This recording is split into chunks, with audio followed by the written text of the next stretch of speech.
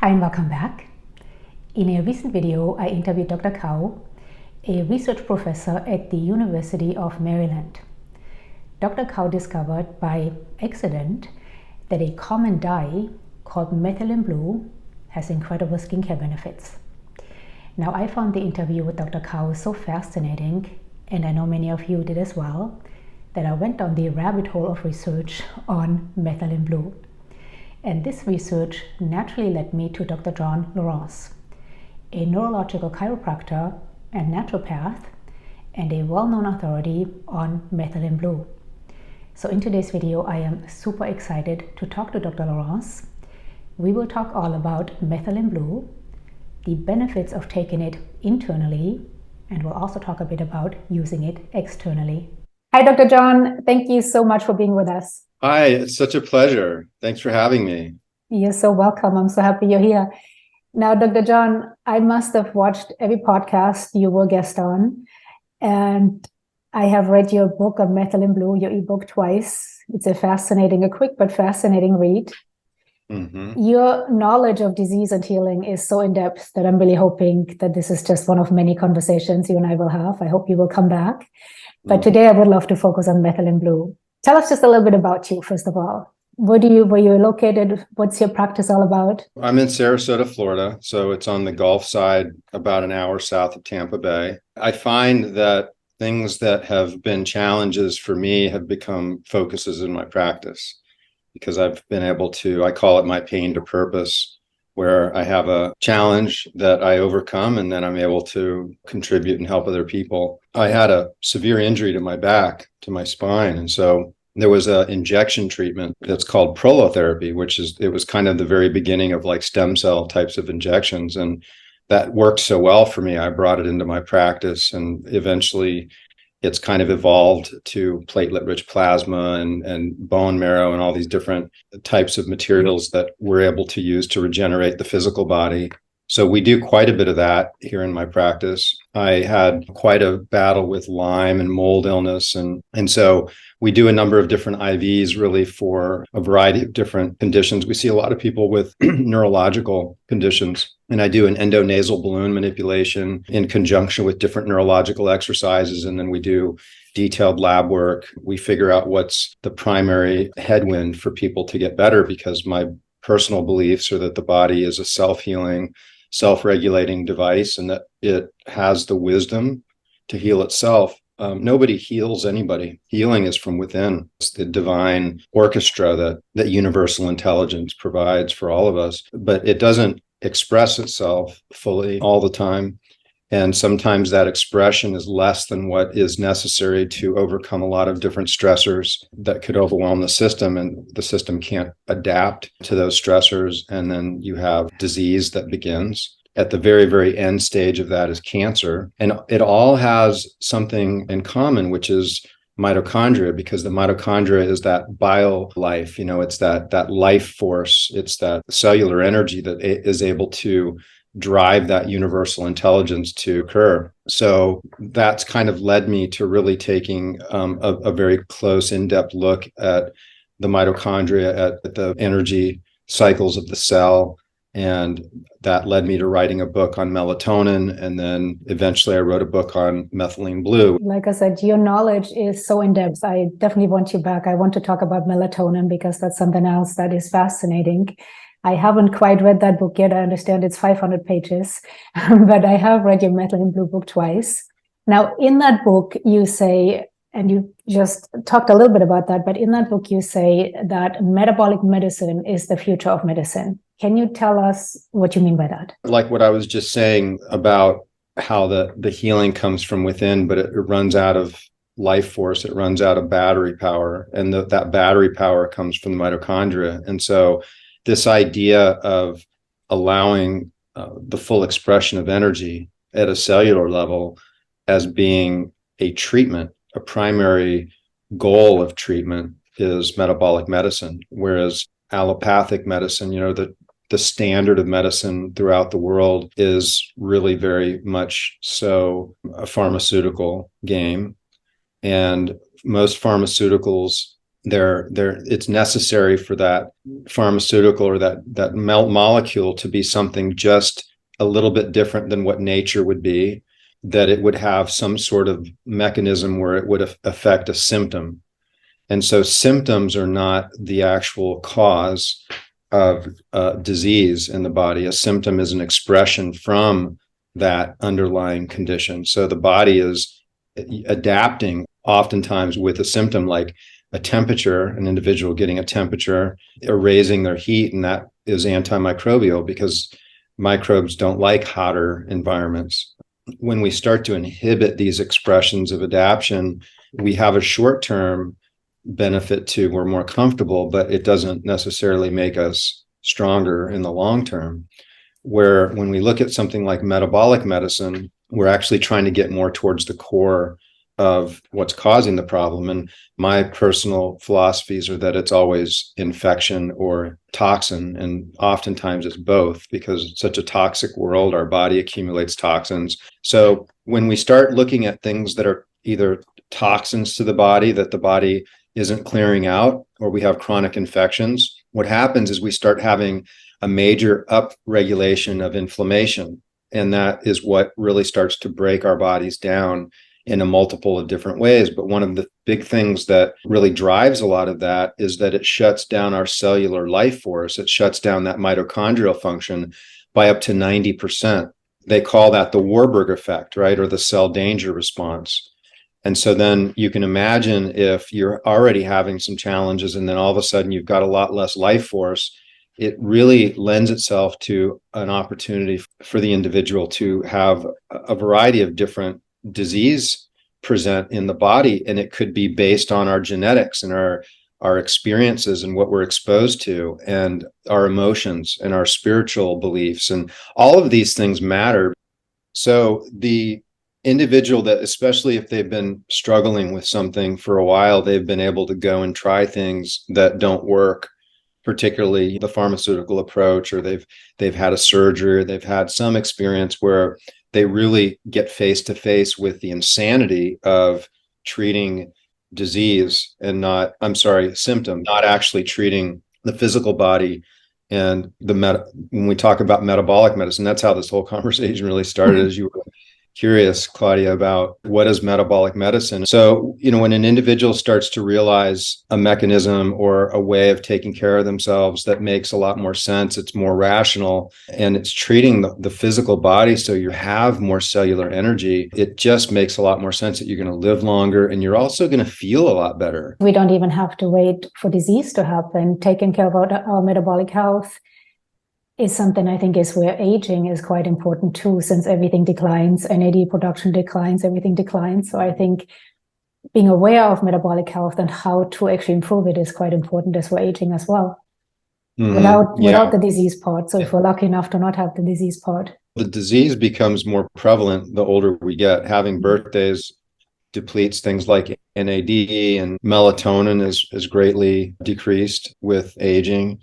And so the system doesn't have the reserves that it had before, right? Mm-hmm. So when something happens, we have to dip into those reserves to be able to adapt to that stressor, like it could be a viral infection. So taking care of the reserves is really what we're talking about. Those reserves come from mitochondria. So how does methylene blue play into all of that? Just to give a little bit of background about methylene blue, it's a synthetic salt, and it was developed in the 1800s. And it was originally used as a dye, which they eventually started using it as a dye for human cells and tissues. And shortly after, they began using it to dye, because they would dye it so that when they looked under a microscope, they could delineate things apart. And they found that the methylene blue had quite an affinity for mitochondria. So the mitochondria just kind of sucked them up. And so they noticed that cells that had higher content of mitochondria would become a lot more blue. And they noticed that it was mostly nerves, right? So nerves have a lot of mitochondria because the brain and the nervous system require a lot of energy, a lot of constant energy. And so because of that reason, there's a high quantity of these little vessels called mitochondria, where the body converts oxygen and glucose into something called ATP, which is the fuel and currency of the cell. So the first researcher to really notice that methylene blue was more exciting than just a dye was Paul Ehrlich. And Paul Ehrlich was trying to discover a cure for malaria. And so as soon as he dyed the parasite that carried malaria, he found his cure, because the dye, as he was starting to do his research, he wanted to dye the bacteria and such so that he could look and see what would work. And so he found that the dye was the cure that he was looking for. And so then methylene blue was used for malaria, and they used it quite a bit in World War II and World War I. This cure was a huge, huge deal. And then they began to do further research, and there's research showing that methylene blue has very, very powerful ability to enhance the mitochondria itself. In fact, it enhances the mitochondria by up to 30% by just taking it, any individual. It's also very neuroprotective. So it's very protective to the heart and to the brain. And that means like taking it before some sort of an injury might make a lot of sense. And then for sure, taking it afterwards. In fact, I think all of the football players and hockey players, anybody doing, any type of head trauma with impact sports should be looking at not just methylene blue, but also melatonin, because they're both so incredibly protective to cells. In fact, if you had like a stroke or heart attack and you were on either one of those, it would just dramatically, it would almost give you a chance to have zero damage at all, right? That's how protective it is. And the research is quite dramatic. It's also an antidepressant. So methylene blue enhances mood. They've done very large human trials on methylene blue for depression, bipolar depression, and the results were quite impressive. So that's a nice aspect of taking methylene blue, is that you kind of feel a little happier, and your mood enhances. It's antibacteria. We talked about how it was against malaria, but they found that it's against most of the different microbes that bother humans. It accumulates in the bladder, and so you pee blue, which can be a lot of fun in the snow.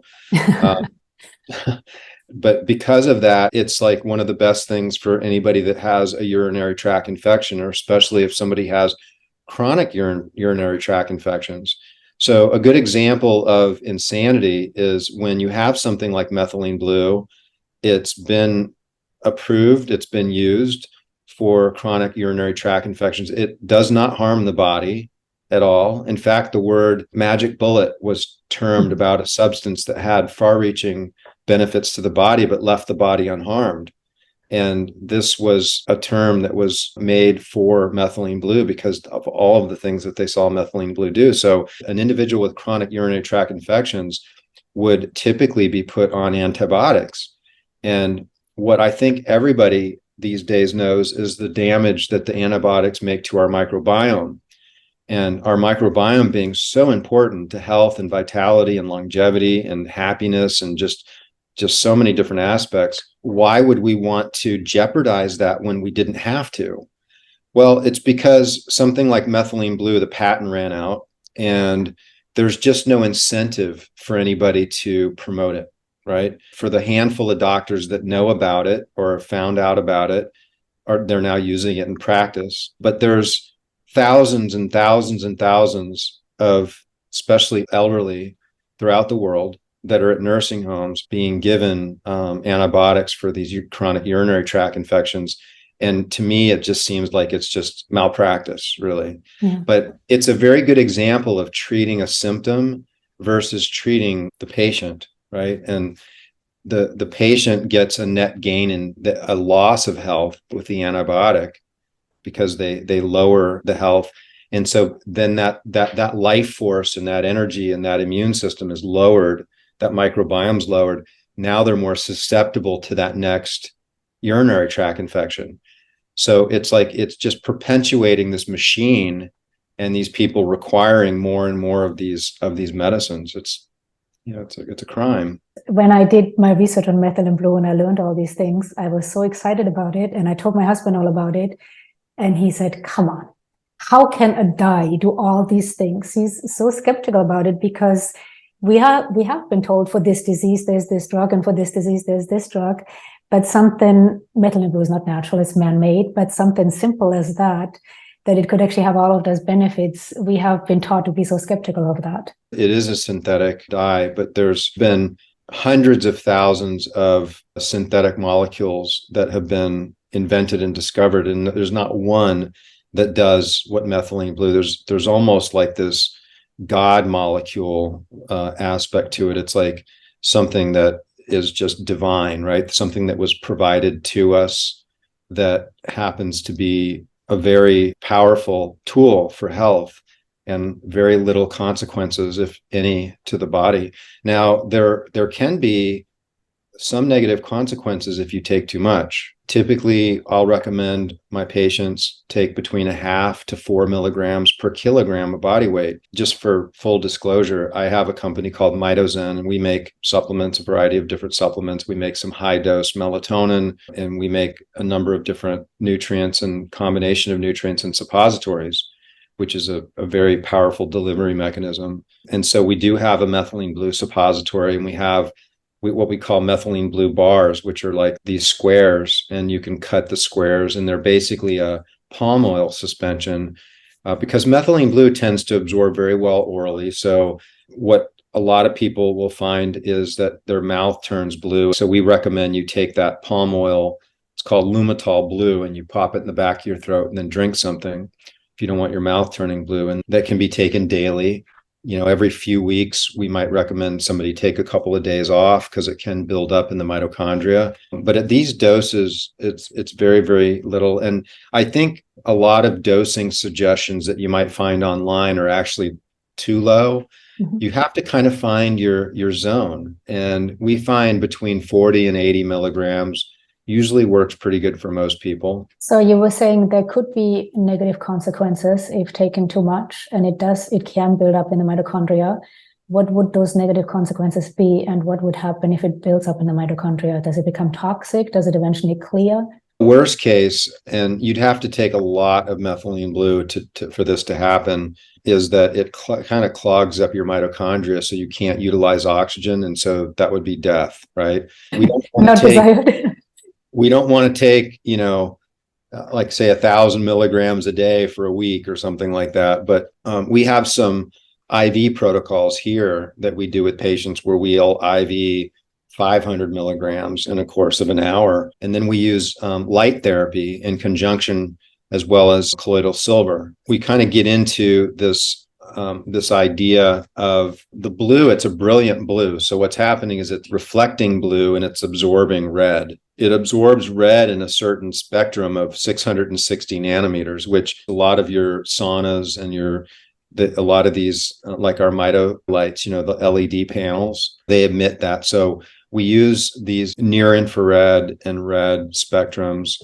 and they're called photo biomodulation. And so the methylene blue gets into the mitochondria, and then they absorb these photons, which then further enhance this whole process of making energy from the cells. So colloidal silver has been shown to enhance the photodynamic aspect throughout the light and the methylene blue. So really, if somebody really wanted to take a lot of advantage and have some fun and get some like really big boosts in their cellular energy, they might take some colloidal silver orally, take something like the Lumitol Blue squares, and then, get out in the sun, or we like sauna space lamps, these incandescent lamps. And then we also have the Mito lights, which are these panels that you can stand in front of and just enjoy that. I want to get back to what you just said, but I just really briefly want to go back to the dosage. I started taking methylene blue quite a while ago. And I think because I have all that mold inside of me right now, I really struggled. I tried to take the 60 milligrams. I was laying flat, basically. So I had to actually start with 1 drop, then 2 drops, then 3. Right now I'm at 9 drops. So every 3 days I'm increasing by 1 drop, and I'm fine now. But I think that's something maybe worth mentioning that can happen to people. I think it was almost sort of like a Hooks reaction, that my body was maybe detoxing too quickly. Is that something you've seen if people start too fast with the methylene blue? Well, I think, the Herxheimer reaction is like an action of like, as you heal, you go through some detoxing and or die off. And so there's like bad symptoms that people might have in the beginning of different treatments. So if we have a lot of house cleaning to do, a lot of microbial overgrowth, and we start charging that life force back up in the mitochondria, then the body starts to say, well, we need to do some cleanup. We need to do this. We need to do that. So it starts to work on those things. And so it might start to throw out toxins, right, from the cells. That might be what's happening. You might be getting a die-off, if you have, like, say, chronic Epstein-Barr or something like that. So you have two choices. You can just kind of like ease it through and start low, or you can just go and take a higher dose and just go through that process and know that it might be a few days that you feel crummy. Some people like to just get through it. Other people can't, because it depends on your schedule. If you can just kind of, you can do colonics, you can hydrate, get in front of the sauna and sweat. Rebounding can be really good. Lymphatic massage. Fasting could help if you're in a fasted state and you do an extended fast for 3 to 5 days. And then you start taking the methylene blue. Methylene blue actually promotes autophagy. So it's fantastic to take at the same time that you're fasting. I know you're a big fan of fasting. I have a history of anorexia, so I stay away from fasting because of that. But I do, of course, know the benefits of fasting. And I do know that methylene blue can be a great add-on to fasting. But let's go back. You talked about colloidal silver enhancing the effects of methylene blue. I've also heard you talk about gold can do the same. Are there other chemical elements or nutrients that can enhance the effects of methylene blue, such as vitamin C, for example, or other nutrients? Vitamin C can help the absorption. There's a conversion that happens when methylene blue and vitamin C combine, where the methylene blue actually turns white. It gets clear, and it turns into what's called leucomethylene blue. That's thought not to be as powerful, but to have kind of a little bit of a ratio where you have some of that leucomethylene blue. Some experts think that there might be some benefit to that. I personally don't know. So maybe drinking a little bit of orange juice or a little bit of, something with vitamin C while you're taking the Lumitol blue or whatever methylene blue version you're taking. One thing I would bring up is that the sublingual, besides turning your mouth blue, is not a good delivery. And it's a low dose, so these under the tongue or sublingual type of deliveries. So that kind of leaves with oral delivery or IV delivery or a suppository. There's really not a lot of reason not to just do it orally, to be honest with you, because it absorbs very well. Now, you also mentioned that red light therapy is a great add-on to methylene blue.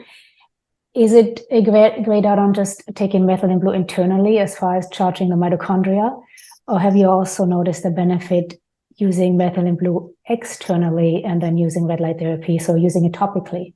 Yeah, well, I've seen some people do some things like that, and I wonder if the light is really getting through the methylene blue. So if you imagine if you were to paste or paint methylene blue on the skin and the skin was saturated, so it was like this dark blue, is that light going to get through? I would think that methylene blue might almost act as a barrier. And I wasn't thinking of that. I wasn't thinking of turning into a smurf, but there are certain skincare products. I know you have one, for example, that has methylene blue in it. The Mito Skin. Yeah. So I was thinking something like that, a product that has a combination of antioxidants with methylene blue. Would there be any benefit of applying that and then using LED light therapy? Would it make the benefits greater? Absolutely. Yeah. The Mito Skin has GHK copper peptide into it, and it has melatonin and has a bit of methylene blue, and then also an antioxidant called apocynin. So it's really a special product that there was a lot of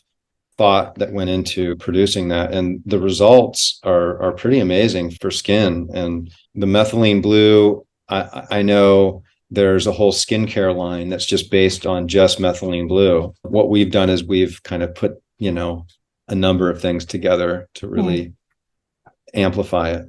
That's Dr. Kau's skincare line, the research professor I talked about. Now, I want to go back really briefly to how methylene blue taken systemically, internally, can affect us, because I had a few questions. Can it, aside from doing all the good things, can it affect our hormones? Can it affect thyroid, adrenals, sex hormones? Have you seen anything like that hormones have been affected by taking methylene blue? if anything, you might have an enhancement to that, because if you're going to drive cellular mitochondria, then you might have a stronger output of hormones. So if hormones are declining, I'm not aware of any direct contraindications. I suppose that if somebody has severe hyperthyroidism, that they might talk to any one of these situations. You really want to talk to your healthcare practitioner. So I'm not giving medical advice. We're just kind of having a fun conversation about one of my favorite molecules. But it's up to you. If it's something that you wanted to explore for yourself, then I would highly suggest that you work with your healthcare practitioner on that. That's a good suggestion. Now, going back to applying it externally, I haven't tried your cream. I'm super curious to try it. But a lot of my viewers are sort of little scientists. They like to make their own products. So the question I had, and I don't know if you can answer the question or not, we talked about how much to take internally. The question was, if you applied externally, making up your own potion, what would be a good concentration? Like I said, I don't know if you can answer that or not. I think that you want to play with it to see what, because you can turn your face quite blue. A little bit goes a long way. And so it would absorb probably overnight, where you put it on your skin and your skin was quite blue.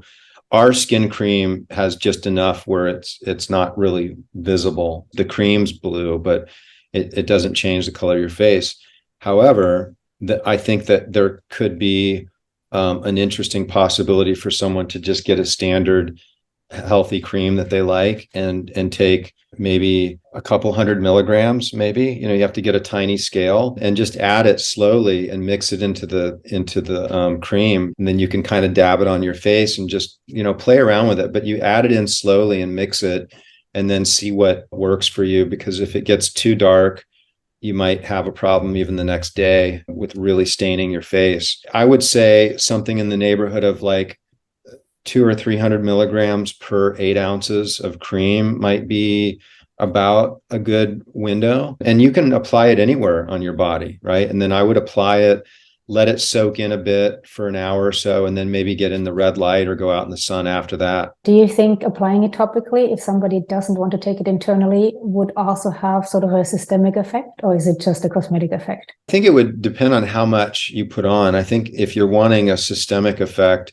it would be staining you pretty well. Like you'd have to do this in an area that maybe you weren't worried about people seeing that you had all these stains, but the stains eventually would go away. Although if you did it every day for a long period of time, I just don't know. I don't know if the dermis would eventually just stain or not. So that wouldn't be my suggestion. I would say you take it orally, or we had a cancer patient we were working on that couldn't swallow very well. And so he was doing the suppositories. Mm-hmm. So I don't know that there's really anybody that couldn't either take it orally or rectally. I wanted to ask you one more question, because I have heard you talk in a podcast. Like I said, I've watched every podcast you've been on, about certain people who don't do well with caffeine, also don't do well with melatonin and methylene blue. Now, I happen to have that gene that makes me metabolize caffeine much, much slower.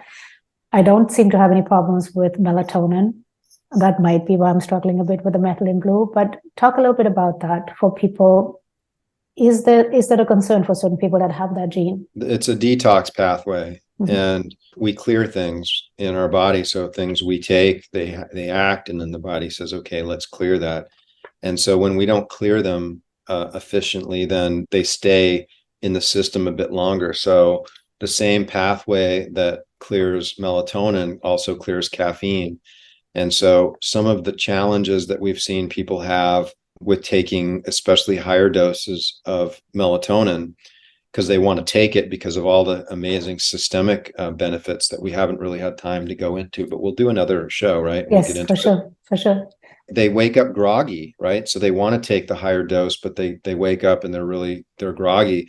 And it's because their system hasn't broken it down and cleared it like it normally does. So it's still kind of in the system.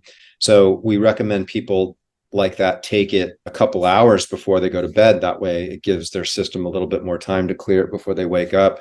So I must have misunderstood you. I thought that also has to do then with methylene blue, but it only has to do with melatonin, this certain pathway. I'm not familiar with Okay. any mechanisms with methylene blue. Okay. So I misunderstood you there. Okay. There does seem to be some clearance with some individuals that I haven't quite figured out yet. There are some really interesting questions about when people take it, how it may detox out of their system a lot slower. Because when your urine turns blue, right? So, like for me, for instance, like my urine will turn blue for maybe 24 hours after I take it, but then it goes clear. And, I drink a lot of fluids. But I've had people that have told me that their urine stays blue up to 3 days after they take it. And so that's going to have a very longer effect with some people. And so that mechanism could be related to this gene. I haven't seen anything in the research, but it's a really good question. That's good to know. So your urine turning blue, though, is something that is desirable. That shows you that you're actually absorbing the methylene blue. So it's nothing to worry about, aside from maybe staining your toilet bowl. But yeah. Okay. Okay. But that should be something, like you said, that should be cleared after 24 hours, ideally. And then you take another dose. Okay. Mm-hmm. Is there anything else you want to add? I really appreciate the conversation, and I'm glad that we had a chance to talk more about just general philosophies of healing and health and staying healthy. Hopefully that's really tied things together for people, because when you understand health in this way, then there's more of a motivation to work health at a more core upstream angle, which is really what we spoke about today. And methylene blue is an excellent tool in that arsenal. I know, Dr. John, you have to go back, see some patients. I could talk to you for another 3 hours, and I really hope you will be back. I think there's still plenty to talk about methylene blue, and I would love to talk to you about melatonin and other ways to heal the body holistically. So I hope you will be back. Yeah, it would be my pleasure, Claudia. Thanks for having me. Thank you so much for being here. Now, if people want to get a hold of you, tell us really quickly, how can they get a hold of you? I will also link your Methylene Blue book below in the description box. But how can people get a hold of you or buy your products? So you can find me on Instagram at your out of box doc. And then our clinic in Saratoga, our website is advancedrejuvenation.us. That's probably the best way to get a hold of me, is either through the clinic or through Instagram. I like the out of the box doc. That's great. Thank you so much for sharing your expertise with us and your knowledge with us. I so appreciate that. And I appreciate you. You're welcome, Claudia.